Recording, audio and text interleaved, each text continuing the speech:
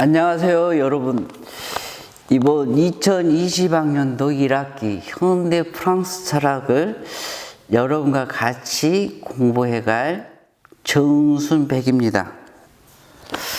이렇게 동영상으로밖에 만날 수가 없어서 참 아쉽고 유감입니다.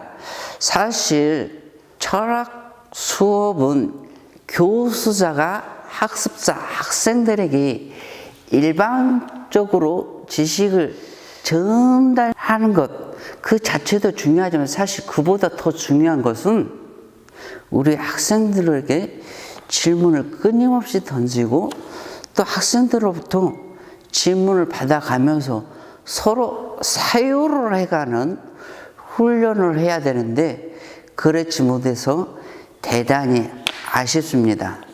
그렇지만 이렇게 동영상으로나마 여러분들을 만나게 돼서 저는 반갑습니다. 자, 여러분들이 재택 수업 기간 동안 지금까지 과제물을 하면서 주로 프랑스 현대 철학, 특히 후기 구조주의 부분을 미리 공부를 좀 했었을 것입니다. 그렇죠. 특히 후기 구조주의에서 차의 철학으로 알려져 있는 질 들루즈, 차연의 철학, 헤이체의 철학이라고 알려져 있는 자크 데리다를 이슈로 하는 후기 구조주의. 자, 이번 학기엔 여러분과 같이 더불어서 제가 하고 싶은 것은 이 후기 구조주의 이후의 철학, 그러니까 후기 구조주의, 차이와 차이의 철학이 가지고 있는 많은 훌륭한 점과 더불어서 가지고 있는 문제점, 한계들까지도 비판을 하면서 사유를 펼치는 철학자, 프랑스와 나우엘이라는 철학자, 그리고 프랑스와 나우엘은 본인의 철학을 일명 농 필로소피라고 부르는데 프랑스와 나우엘의 철학자를 우리에게 주어진 시간이 많지 않기 때문에 프랑스와 나우엘의 비철학에 국한해서 같이 사유를 해가면서 공부를 할까 생각합니다. 그래서 이번 강의는 우리 학생들에게 현대 프랑스 철학 강의를 염두에 두면서 쓴 저의 논문, 프랑스와 나우엘의 비철학에 대해서 쓴 논문, 프랑스와 나우엘의 비철학과 중도의 사유라는, 제가 지난번에 여러분들이 자료실에 올려놔서 사전에 읽기를 권했었죠. 앞으로 여러분들은 이 동영상 강의를 들으면서 그 텍스트를 반드시 지참하셔서 참고를 해 가시면서 제 강의를 듣기를 바랍니다. 비철학하면 불어로는 라 농 필로소피라고 합니다. 불어에는 모든 단어에 관사가 붙어요. 정관사, 부정관사. 이 정관사예요. 또 남성, 여성이 있어서 여성. 그리고 중도하면 미리유. 근데 대문자로 써놔서 그냥 미리하면 가운데, 중간 이렇게 이해할 수 있는데 특별히 철학적인 의미가 들어서 대문자를 썼습니다. 그래서 중도의 자유. 그러면 프랑스와 나우엘은 프랑스와 나우엘은 누구이고 프랑스와 나우엘이 말하는 농 필로소피는 또 무엇이고 프랑스와 나우엘이 사유하는 중도는 무엇인가? 일단은 우리 텍스트에 들어가기 전에 간략히 한번 살펴보도록 하겠습니다. 프랑스와 나우엘은 1935년생이에요. 그리고 현재에도 생존하는 철학자입니다. 아니, 근데 정순백 선생님, 그 많고 많은 철학자가 있는데 하필이면 프랑스와 나우엘입니까? 라고 의문을 가지는 질문을 던지고 싶은 친구들도 있을 것이에요. 근데 이 프랑스와 나우엘이라는 철학자는 사실 현대 프랑스 철학, 포스트 모더니즘의 철학을 대표하는 철학자 하면은 질 들루즈의 차이의 철학과 자크 데리다 그리고 그의 차이의 철학, 해체 철학을 줄 수 있는데 이들은 이미 작고를 하신 분들이죠. 이 질 들루즈와 자크 데리다 이후에 현대 프랑스 철학계에서 알랑 바디우라는 철학자와 더불어서 현대 프랑스 철학계를 대표하는, 그래서 알랑 바디우와 더불어서 쌍벽을 이루고 있는 생존하는 철학자입니다. 그러면 프랑스와 나우엘이 현대 프랑스 철학을 대표하고 알랑 바디우와 더불어서 쌍벽을 이룬다고 해서 우리가 반드시 프랑스와 철학, 나우엘의 철학을 공부해야 될 이유는 여러분들이 그렇게 기묘하게 느끼지 못할 거예요. 그럼 왜 프랑스와 나우엘의 비철학이 우리에게 중요한가? 왜 우리는 공부해 볼 만한 가치가 있고 또 어떻게 보면 어떤 의미에서는 반드시 알아야 되는 철학이기도 하는가? 자, 거기에 대해서 지금부터 조금 설명을 올리겠습니다. 이 프랑스와 나우엘의 비철학은 이 프랑스와 나우엘이 서양 철학자임에도 불구하고 동양의 전통 사유의 양식이라고 할 수 있는 중도의 사유, 그리고 중도의 논리와 방법을 그의 비철학 쪽에서 사유를 하신 분이에요. 그런 의미에서 우리가 이제는 21세기에 우리의 고유한 정체성을 가진 학문, 철학을 해야 할 시기에 우리에게 우리의 전통 사유를 창조적이면서도 비판적으로 개성하면서 우리의 길을 찾아가야 될 시기에 많은 시사점, 우리가 방법론적으로 배울 점이 많이 있다. 그 말씀입니다. 그런 의미에서 프랑스와 나우엘의 비철학은 한번 들여다볼 필요가 있다.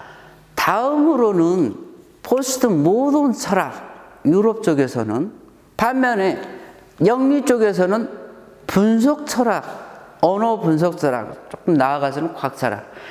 이 대세인데 그들이 기본적인 유럽 대륙과 아메리카 대륙을 막론하고 기본적인 그들의 전제들은 전통 형이상학에 대한 비판적인 입장들을 견지하고 있다.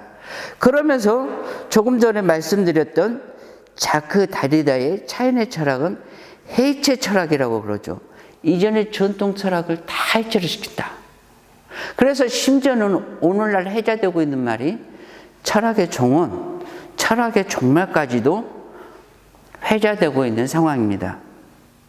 과연 이전의 전통 철학적인 방법들을 다 비판하고서 해체를 시켰는데 이제는 어떤 방법으로 철학을 해갈 것인가, 어떤 내용을, 무엇을 가지고 어떻게 라는 문제에 철학하는 사람들이 직면하게 되어 있는데, 사실은 이전의 철학자들을 통해서는 시원한 출구의 길이, 빛이 보이지 않아요. 거기에서 이 철학의 종말이 회자되는 이 상황 속에서 이 프랑스와 나우엘의 비철학은 철학의 종말이 고해지는 이 상황 속에서 새로운 철학의 길을 우리에게 암시해 준다는 측면에서 동서양 철학을 막론하고 들여다보고 배울 여지가 많다라는 말씀을 드립니다. 자, 그러면 프랑스와 나우엘의 라 롱피로소피 비철학에 대해서 조금 알아보자면, 비철학은 어떻게 유래가 되었는가? 나우엘의 비철학의 사유. 프랑스와 나우엘은 하늘에서 떨어진 사람이 아닙니다. 어느 날 갑자기 이 땅으로서 솟아난 사람이 아니에요. 그의 문화의 역사적 맥락 속에서 나온 사유입니다. 그래서 이 서양 철학사를 논리적인 측면에서 간략히 살펴본다면, 이 비철학의 유래를 살피기 위해서 서양 철학사를 논리적 측면에서 간략히 살펴본다면, 먼저 우리 현대 프랑스 철학을 수강하는 학생들은 주로 철학 학생들이 많기 때문에 기본적으로는 조금 알고 있을 거예요. 먼저는 그리스, 힐랍 철학을 들 수 있을 것입니다. 근데 이 힐랍 철학은 어떻게 이루어져 있습니까? 3단론법 들어보셨죠? 논리학 시간에 배우셨고 3단론법, 형식 논리학이라고 그러죠. 거기에 기본 원리는 동일성의 원리예요. 같음, 동일자, 일자를 기본 원리로 놓고 사유하는 철학자. 그게 또 그냥 있잖아요. 그냥 강박적으로만 있지 않고 초월적으로, 선험적으로 있다. 그래서 동일성의 철학, 초월적, 선험적 형이상학이라고 이야기합니다. 이때 여기서 기본 논리, 원리로 삼는 것은 동일성의 원리이다. 그래서 형식논리학은 동일성의 논리이다 라는 거죠. 다음으로는 그러니까 논리적인 측면에서만 지금 사용철학사를 접근하는 것입니다. 변증법을 들 수 있을 것이에요. 변증법의 철학자라면 대표적으로 누구를 들 수 있을까요? 맞아요. 여러분들이 생각하는 헤겔, 또 헤겔의 철학을 관념론의 철학이라고 해서 비판하고 전복시킨 유물론적 변증법으로서 칼 마르크스를 들 수 있을 것입니다. 근데 이 헤겔이 보기에는 이 인간과 존재 세계를 동일성의 원리, 이 동일성의 원리의 논리의 기본은 직선적인 인간관계, 인과원리, 선형적인 인과원리로만 설명을 하는데 무슨 소리냐 헤겔이 보기엔 우리 인간의 내면을 들여다보면 사랑하는 마음과 더불어서 항상 미워하는 마음이 있지 않느냐. 세상에는 흰 것이 있으면 검은 것이 있지 않느냐. 좋음이 있으면 나쁨이 있고 선이 있으면 악이 있고. 그래서 헤겔이 보기에는 일자, 절대 정신이 이런 둘로 나뉜, 그래서 대립자들 관계, 대립하고 모순하고 또 지향하는 이 관계를 순환 반복해서 궁극적으로는 다시 절대 정신으로 돌아가지 마. 지향해서 가지 마. 동일성의 원리, 이론성보다는 이원성을 염두에 두면서 사유를 펼치는 철학이 변증법을 바탕으로 한 철학이다라고 이야기할 수 있습니다. 이 변증법이 이 이원성을 고려를 하긴 하지만 궁극적으로는 일자로부터 다시 절대 정신으로 궁극적으로 이른다는 점에서 크게 보아서는 그리스 철학으로부터 비롯된 동일성의 철학의 봉지에 우리가 넣어서 생각해 볼 수 있어요. 다음으로는 그러니까 여기서는 동일성의 원리, 동일성의 논리, 여기서는 변증법적 논리라고 이야기할 수 있겠죠. 다음으로는 사형의 근대 철학과 현대 철학을 나누는 분기점으로 보는 철학자가 니체 철학입니다. 그리고 니체 이후의 철학자가 탈형상학적 색채가 강한 철학자, 현대 철학자서 존재 시간의 저자인 하이데거의 존재의 사유를 들 수 있겠죠. 그리고 니체와 하이데거의 철학으로부터 강하게 영향, 그 사이 니체와 하이데거 이후에는 현상학의 창시자 후설이 있어요. 이들의 철학자들로 강하게 영향을 받아서 포스트 모던 문화, 철학을 내놓았던 현대 프랑스 철학을 들 수 있습니다. 현대 프랑스 철학은 그 이름을 다 나열하게 해도 힘이 붙일 정도 많은 철학자지만 대표적으로는 차이의 철학자 질 들루즈와 차이의 철학 헤이 철학자 자크 데리다를 들 수 있죠. 이들의 논리는 이 동일성의 원리의 바탕을 동일성의 논리, 헤겔의 이원성을 고려하는 변증법, 뭘 비판하고 강하게 비판하고서 나온 논리를 바탕으로 해서 사유를 펼치는 사람들입니다. 철학을 펼쳐가는 사람들이에요. 철학자들이에요. 그래서 이들은 스스로를 차이의 논리, 차연의 논리, 이 데리다의 차연의 논리는 교착 배어법, 우리말로 하면 지도리의 논리, 젓가락 운동을 하는 그런 새끼꼬개 논리다. 또 다른 용어로는 보충 대리의 논리다라고도 하고, 이 질 들러지의 차이의 논리 같은 경우에는 공통감보다는 역설감, 파하상스의 바탕을 둔 논리라고 해서 역설의 논리라고도 이야기를 해요.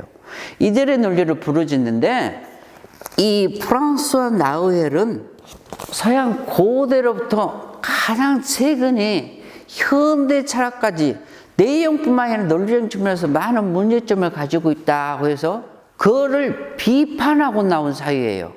철학이에요.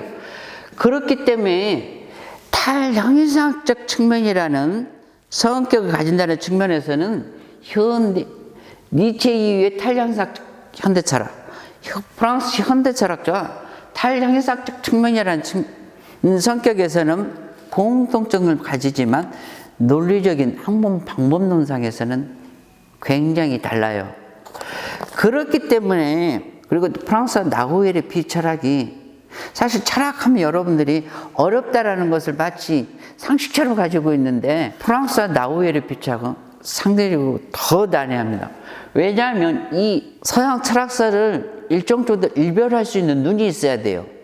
더구나 이름도 생소한 질 들루즈, 자크 데리다를 비롯한 이런 현대 프랑스 철학자들의 이론을 일정 정도는 알고 있어야 이 프랑스의 나우엘의 비철학을 이해할 수가 있어요. 그런 점에서 굉장히 난해하고 어려운 철학자예요. 그래서 사실은 우리에게만 이 프랑스와 나우엘의 비철학이 어렵냐? 사실은 프랑스에서도 철학을 전공하는 박사들, 교수들마저도 사실은 이 지르들로 자크다리다의 철학이 후기 구조의 철학자들 완전히 소화되지 않는 상태에 있기 때문에 그것을 간파하고서 문제점과 한계를 지적하고 나온 사유이기 때문에 그들에게마저도 어렵다. 그래서 상대적으로 제가 조금 전에 알랑바디와 현대 프랑스 철학계를 대입하면서 쌍벽을 이루고 있다라고 하지만 알랑바디에 비해서는 상대적으로 굉장히 덜 알려져 있는 철학자입니다. 묻혀져 있는 철학자예요. 반면에 현대 프랑스에서보다도 영미 쪽에서 프랑스로 유학 가서 나우엘로부터 공부를 하고 돌아간 친구들, 그리고 영미 쪽에 경험주의적 전통에서 접근하면서 철학을 하는 사람들로부터 프랑스의 나우엘의 비철학은 더 이해를 받고 공감이 되어가는 상황이다. 그래서 지금은 대부분의 프랑스 나우엘의 저서가 영역으로 번역이 돼 있고, 대부분의 현대 세계적으로 유명한 프랑스 철학자들이 영미, 특히 아메리카 대륙을 통해서 세계적으로 유명하게 되었는데, 이 나우엘도 근 10여 년 전부터 영미 쪽, 특히 이 아메리카 대륙을 통해서 알려주고 있다라는 말씀을 드립니다. 다음으로 나우엘이 생각하는 중도의 사회는, 우리가 이제 비철학과 중도의 사회를 텍스트를 읽으면서 구체적으로 설명을 드릴 텐데, 일단은 선의의 차원에서 좀 말씀을 드리자면, 방금도 서양 철학사를 논리적인 측면에서 간략하게 살펴보았듯이 크게 나우엘의 논리가 이렇게 두 개를 나눠서 봅니다. 첫째로는 동일성의 논리에 따르는 철학, 변적부터 궁극적으로 크게 보면 동일성의 원리를 따르는 철학이다. 거기에는 우리가 사유를 하고 철학을 하면서 사유를 해갈 때 따라야 될, 지켜야 될 길이 있어요. 고정된 중심축이 있어요. 그거를 철학적으로 표현하면 초월적이라고 하면, 초월적 의미 속에서는 이미 선언적으로 정해진 길, 논리가 있다라는 얘기입니다.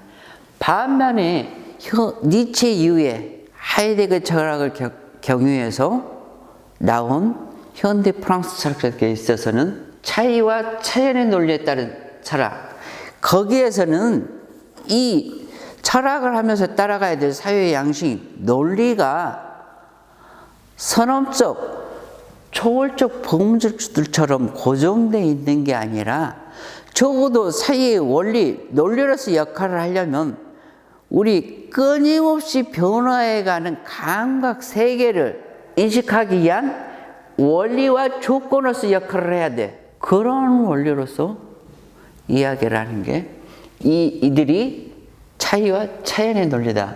그래서 그를 다른 말로 초월적이 아니라 초월론적이라고 합니다. 자, 불어는 몰라도 독일어는 좀 아는 친구들이 있을 거예요. 트란첸덴츠, 트란첸덴탈, 불어로는 탕상당 이럽니다. 근데 나우엘이 보기엔 이 질 들루즈나 자크 데리다를 막론하고 차연의 철학에서 그들이 차이의 논리니 역설의 논리니 차연의 논리니 보충 들이의 논리라고 하는 것이 초월론적으로만 그치지 않고 은연중에 전통 형이상을 비판하면서 강한 동일성의 원리를 초월적이고 선언적인 원리를 비판하고 나온 그러고서 주장하는 차이와 차연의 논리가 때로는 강하게 초월론적이라기보다는 초월적, 그러니까 선언적이고 초월적으로 있는, 그래서 우리가 사유를 하면서도 마치 고정된 줍처럼 따라가는 원리처럼 작용을 하고 있더라라는 얘기입니다. 거기에서 문제점을 발견하고 비판하면서 미리의 사유를 하고 미리의 사유에 따르는 논리에 대해서 이야기를 하는 철학자가 프랑스와 나우엘이고 그의 철학이 비철학이다라는 말씀입니다.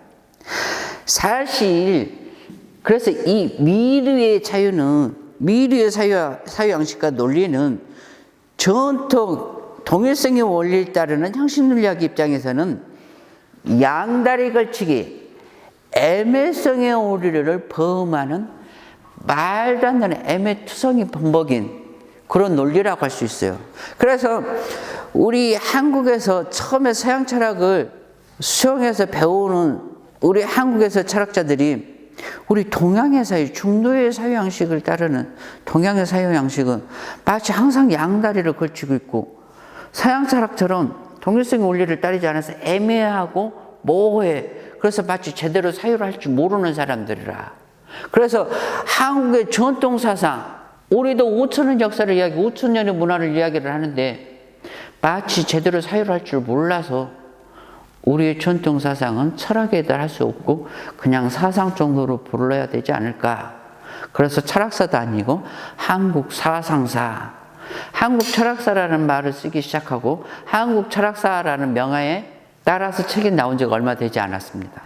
프랑스 나우엘이라는 철학자 그리고 그의 비철학가 중도의 사유에 대해서 소개를 하면서 잠깐 이 중도에 대해서 이야기를 하다가 시간이 다 되어서 오늘은 여기까지 해야 될 것 같습니다. 그러면 다음 시간에 이 프랑스와 나우엘의 중도의 사유와 중도의 논리에 대해서 좀 더 자세히 알아보도록 하겠습니다. 자, 감사합니다.